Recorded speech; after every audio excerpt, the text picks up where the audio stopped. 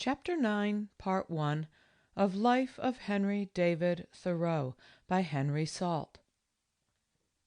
A deliberate intent of advocating any particular class of doctrines is more than once disclaimed by Thoreau. He was an independent thinker who put his theories into practice with unusual courage and expressed himself in his books with unusual frankness. But he had no preconceived designs on the opinions of his fellow men. He lived his life and said his say, and if he sought to exercise any influence on others, it was by no direct persuasion of argument or proselytism, but indirectly by the example of his own personality. He once asked a friend, who had entered the ministry, whether he had ever yet in preaching been so fortunate as to say anything. On being answered in the affirmative, he remarked, "Then your preaching days are over. Can you bear to say it again?" By nature and temperament he was averse to any elaborate system of philosophy or ethics.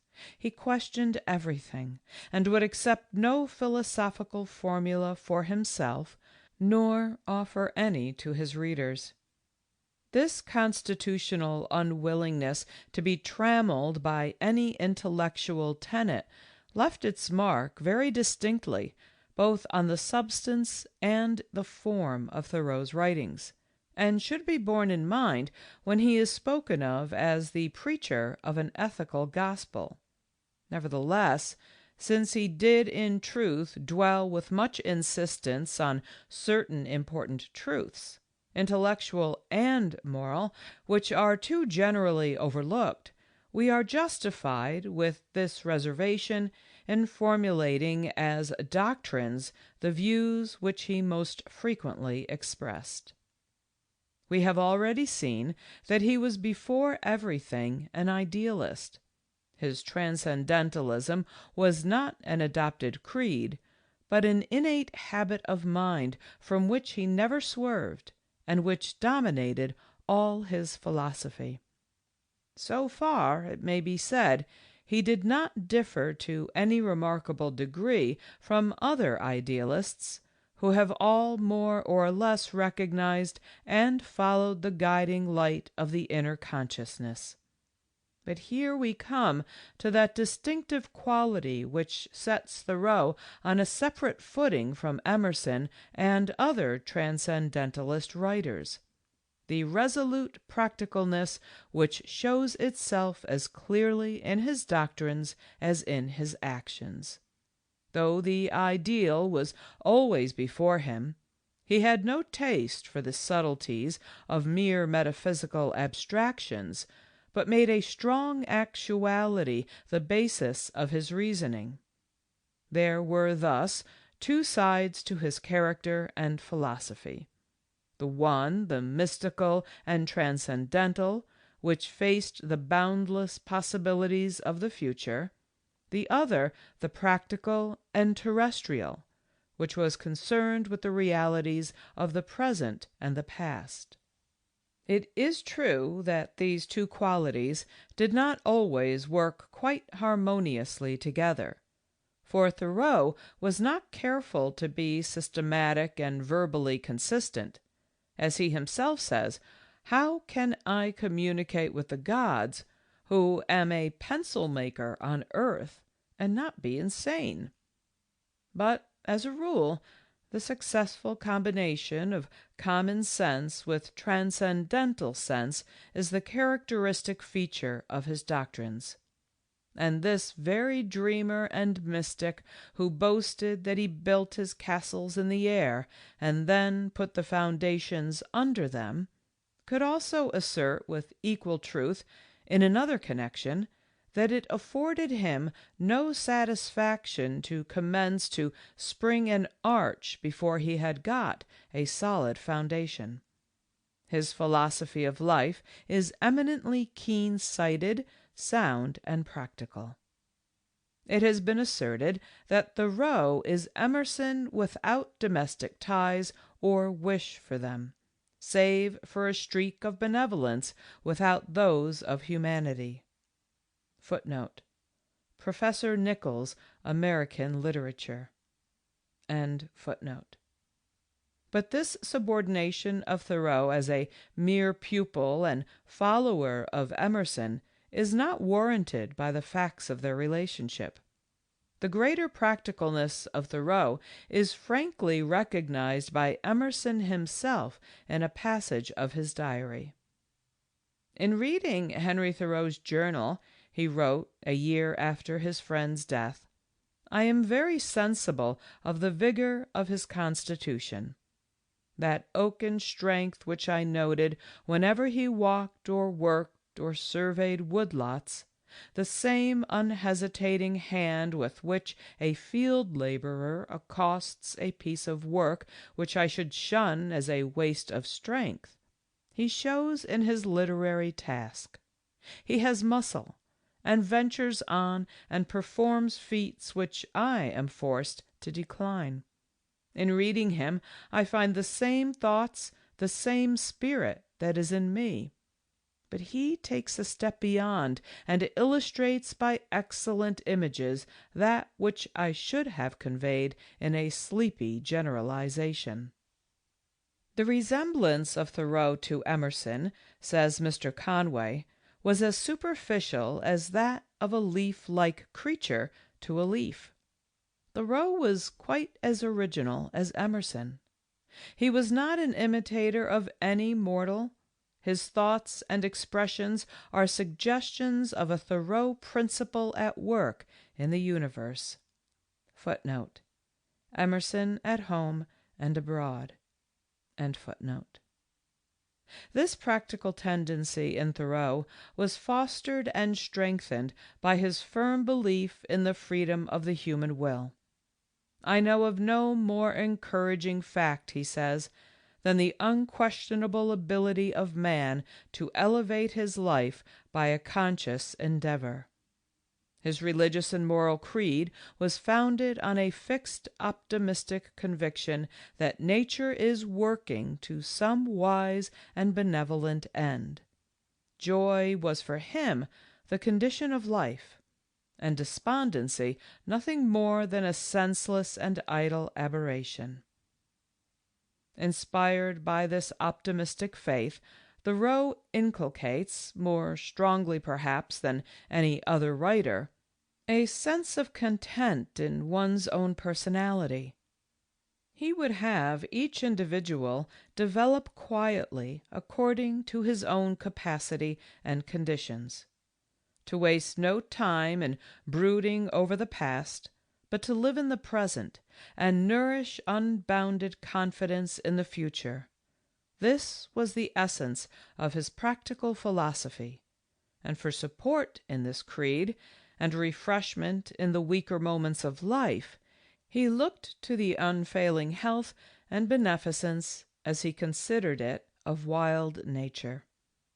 This calm, optimistic nature worship mainly determined Thoreau's attitude towards the religious sects, whose snappish tenacity and faint-hearted craving for external comfort and grace were in direct contrast to his own absolute self-possession.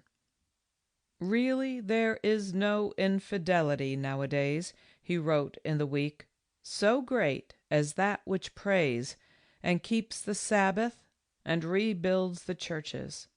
The church is a sort of hospital for men's souls, and as full of quackery as the hospital for their bodies. Those who are taken into it live like pensioners in their retreat or sailors' snug harbor, where you may see a row of religious cripples sitting outside in sunny weather. Let not the apprehension that he may one day have to occupy a ward therein discourage the cheerful labors of the able-souled man. It may be imagined that the spirit of defiant pantheism, as Horace Greeley called it, which breathes through all Thoreau's utterances on the subject of religion, and especially through the magnificent passage in the chapter on Sunday in the week, must have caused him, and still causes him, to be mistrusted and misunderstood in so-called religious circles. It has been truly remarked of him that he creates as much consternation among the saints as the sinners. Yet his unsparing candor and incisiveness of speech ought not to blind his readers to the fact that it was the very depth and sincerity of his religious sentiment that caused him to set all forms and dogmas at defiance. What, then, is the practical outcome of Thoreau's ethical teaching? In the first place, he is an earnest and unwearied advocate of self-culture and self-respect, and insists again and again on the need of preserving our higher and nobler instincts from the contamination of what is base, trivial, and worldly. The body must be exercised into purity and vigor, and carefully safeguarded against sloth, vice, and disease. And in like manner, from an intellectual point of view, the mind must be kept secure from the harmful and distracting influences of conventionality and gossip. The extreme delicacy of Thoreau's nature, a delicacy which was sensitive almost to fastidiousness, may be seen in the sharp and perhaps too arbitrary contrast which he sometimes draws between the spiritual and the animal instincts, and especially in the tone of his remarks on the subject of love. The intercourse of the sexes, he says, I have dreamed is incredibly beautiful, too fair to be remembered. I have had thoughts about it, but they are among the most fleeting and irrecoverable in my experience. It is strange that men will talk of miracles, revelation, inspiration, and the like, as things past while love remains. Some have asked if the stock of men could not be improved, if they could not be bred as cattle. Let love be purified, and all the rest will follow. A pure love is thus indeed the panacea for all the ills of the world. The eager, self-seeking restlessness of modern society, with its ignorance or disregard of the claims of thoughtful repose, was summed up for Thoreau in the word business. Nothing, in his opinion, not even crime, is so much opposed to the poetry of life as business. It is a negation of life itself. Yet, as has already been said, the leisure which he advocated as essential to the well-being of every man was very different from idleness. Indeed, there have been few writers who, both in word and deed, have exhibited the value of time more powerfully than Thoreau. If he rejected business in its commercial and money-making aspect, he none the less recognized that hard work is as important a discipline for the mind and morals as exercise is for the body, and that those who fail to support themselves by their own labor are doing a wrong both to themselves and others. For the same reason, he urges on students and men of sedentary habits the advisability of taking a share in the simple common labors of everyday life, asserting that the student who secures his coveted leisure and retirement by systematically shirking any labor necessary to man obtains but an ignoble and unprofitable leisure, defrauding himself of the experience which alone can make leisure fruitful. We see, then, that Thoreau's first demand is for leisure and elbow-room, that each individual mind, instead of being crushed and warped in the struggle of life, may have space to develop its own distinctive qualities and follow the bent of its own natural temperament. Never has there lived a more determined and unalterable individualist. Everything, according to his maxims, must be examined. Nothing must be taken on trust. He was, as Emerson calls him, a Protestant à l'outrance, and unhesitatingly rejected many customs which are supposed to have the sanction of experience and tradition. He declared that after living some 30 years on this planet, he had yet to hear a word of valuable advice from his elders. When a young man of his acquaintance professed a desire to adopt his mode of life, his answer was that he would have each one find out and pursue his own way, and not that of his father or his neighbor. It must not be supposed, however, that he wholly ignored the possibility of wise cooperation. On the contrary, he expressly states in Walden, when advocating the adoption of a better system of village education, that to act collectively is according to the spirit of our institutions. And in the account of his Canadian tour, when he describes the machine-like regularity with which the troops at Montreal went through their drill in the Champ de Mars, he exclaims that a true cooperation and harmony might be possible if men could combine thus earnestly and patiently and harmoniously to some really worthy end. But this seems to have been nothing more than a distant anticipation. Under present conditions, he considered that the best hope of society lay in the progress and gradual perfecting of the individual man by his own personal effort.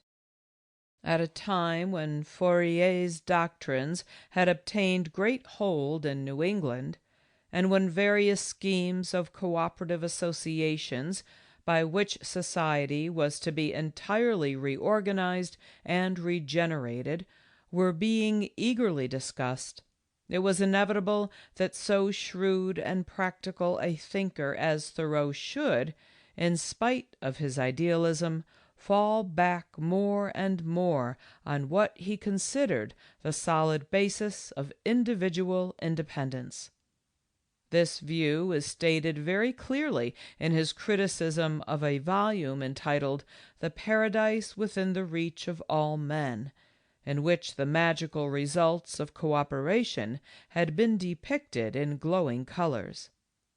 Alas, this is the crying sin of the age, this want of faith in the prevalence of a man. Nothing can be effected but by one man. He who wants help wants everything. True, this is the condition of our weakness, but it can never be the means of our recovery. We must first succeed alone, that we may enjoy our success together. We trust that the social movements which we witness indicate an aspiration not to be thus cheaply satisfied. In this matter of reforming the world, we have little faith in corporations. Not thus was it first formed. Footnote: Democratic Review, November 1843. End footnote. Closely connected with this strong individualism are Thoreau's anarchist doctrines. He regards all established government as, at best, a necessary evil, which we must tolerate as we can during the present transitional phase of human society, in the belief that the ultimate condition of mankind will be, like the primitive, one of individual liberty. Politics he set aside as unreal, incredible, and insignificant. Blessed are the young was his new version of the Beatitudes, for they do not read the President's message.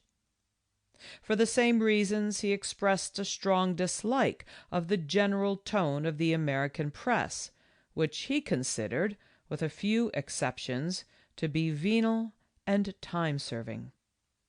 In at least 2 of his essays, The Plea for Captain John Brown and Slavery in Massachusetts, this feeling finds an outlet in a fierce philippic against the hireling journals which did not scruple to use their utmost influence in the service of the slaveholding party. Yet here too, as elsewhere, there is a danger of exaggerating the extent of Thoreau's lack of sympathy with contemporary modes of thought. It is true he preaches anarchism and civil disobedience, yet under a rough exterior he loved his country well, and in his peculiar way was perhaps as patriotic a citizen as any to be found in Massachusetts. He admits that the American government, though not an ideal one, is good enough when viewed from a lower than the ideal standpoint, and more than once expresses his own desire to be a peaceable and law-abiding citizen. Moreover, in spite of his contempt for politics and politicians, he does not deny that countless reforms are called for, and shows that he is aware that the condition of the working classes is destined to be the paramount question of the age. But all his social doctrines point finally to this end, that the path must be left clear for the free development of individual character. There will never be a really free and enlightened state, he says, until the state comes to recognize the individual as a higher and independent power, from which all its own power and authority are derived, and treats him accordingly. I please myself with imagining a state at last which can afford to be just to all men, and to treat the individual with respect as a neighbor, which even would not think it inconsistent with its own repose if a few were to live aloof from it, not meddling with it, nor embraced by it, who fulfilled all the duties of neighbors and fellow men. A state which bore this kind of fruit, and suffered it to drop off as fast as it ripened, would prepare the way for a still more perfect and glorious state, which also I have imagined, but not yet anywhere seen. Footnote: Resistance to Civil Government, Aesthetic Papers, Boston, 1849. End footnote. End Chapter 9, Part 1.